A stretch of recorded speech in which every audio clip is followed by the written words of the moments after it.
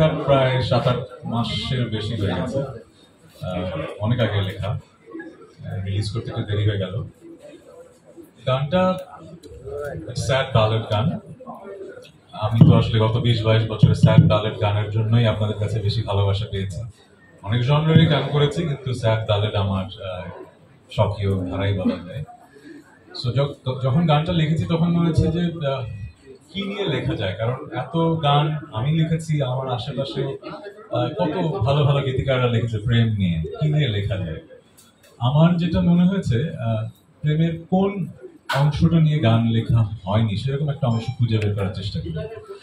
আমার যেটা মনে হয়েছে, প্রেমে অনেক সময় একটা অধ্যায় থাকে। যখন মানুষ আরেকটা মানুষের প্রেমে পড়ে যায়, অনেক প্রেম, তখন অনেক প্রত্যাশা থাকে, তাই না? প্রত্যাশার পূরণ না হলে কি হয়,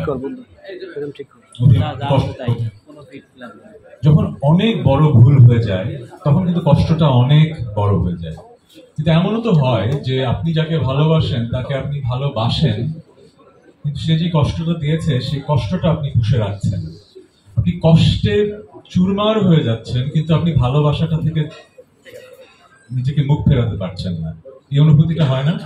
যে একজন মানুষকে ভালোবাসি আবার একজনকে ঘৃণাও করি একই সাথে। এই অনুভূতিটা আসলে কেমন, যে একটা মানুষকে ভালোবাসি, আমি জানি যে আমি তাকে ভালোবাসতে হয়তো চাই না, কিন্তু তাও ভালোবাসছি, এরকম একটা ফিলিং থেকে গানটার চিন্তাটা আসে। আর আমার যেটা মনে হয়, এই গানের নাম হচ্ছে একা ঘর আমার, কিন্তু সবচেয়ে ইম্পর্টেন্ট ওয়ার্ড হচ্ছে অবহেলা। সো এই গানটা আপনারা যখন শুনবেন, বাংলাদেশে যারা শুনবেন, একাই শুনতে হবে, কারণ কিছু গান আছে সবাই মিলে হই হুল্লোড় করে শুনতে হয়, কিছু গান একা আনমনের মানে নিজের মনের মাঝের ওই জায়গাটায় চলে যাওয়ার জন্য শুনতে হয়। এটা সেই গান। এই গান হয়তো মোড়ে মোড়ে বাজবে না, এই গান হয়তো নিয়ে অনেক ধুমধাম হবে না, কিন্তু যেটা হবে, অসংখ্য মানুষ একা ঘরে এই গানটা শুনবে, আমার সেই বিশ্বাস। কারণ এই অবহেলার এই চিন্তাটা, ফিলিংটা সবার মাঝেই কম বেশি হয়তো জীবনে এসছে। আর যেটা হয়, আমি গত 20-22 বছরে অনেক গান করে যেটা বুঝতে পেরেছি, আমরা এখন পুঁজিবাদের সমাজে বসবাস করি, তো আমরা কাটতি খুঁজি, কিন্তু কাটতি খুঁজতে যে জিনিসটা হারিয়ে ফেলি, আমাদের শ্রোতা ভক্তদের সাথে একটা বন্ধন। যেটা হয় কি, একটা গান যখন লিখি, সুর করি বা মিউজিক করা শেষ হয়, অনেক ইমোশনাল ব্যাপার। এই ইমোশনটা যখন গানের মধ্যে আমরা ঢেলে দেই, সেটা যখন একজন শ্রোতা তার কানে শোনেন, সেটা তার ভেতরে যখন দাগ কাটে, তখন আমার সাথে তার একটা অদৃশ্য বন্ধন তৈরি হয়। এই বন্ধনটা যুগ যুগ ধরে থাকে, কিন্তু একটা গান অথবা 10টা গানের জন্য। সো কাটতির জন্য অনেক গান হয়, মিলিয়ন মিলিয়ন ভিউ হয়, কিন্তু মিলিয়ন ভিউ এর মাঝে কিন্তু ওই বন্ধনটা আসলে তৈরি হয় না।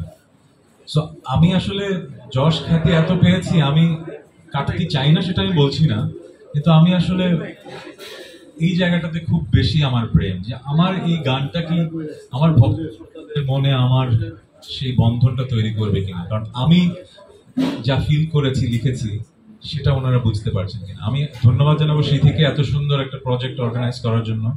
ওর সাথে আমার অনেকদিন ধরে কাজ করার কথা ছিল, কিন্তু এই প্রথম কাজ হলো। সো খুবই গুণী শিল্পী, thank you Sithi for this invitation. আর আনোয়ার ভাইকে ধন্যবাদ, অনেক বছর ধরে উনি বাংলাদেশের মিউজিক ইন্ডাস্ট্রিতে কাজ করছেন। আমি খুবই ঘরকুনো মানুষ, খুব বেশি কাজ খুব বেশি নতুন মানুষের সাথে করা হয়নি, কিন্তু উনি ভেরি পারসিস্টেন্ট ছিলেন। So thank you very much এত সুন্দর আয়োজনের জন্য।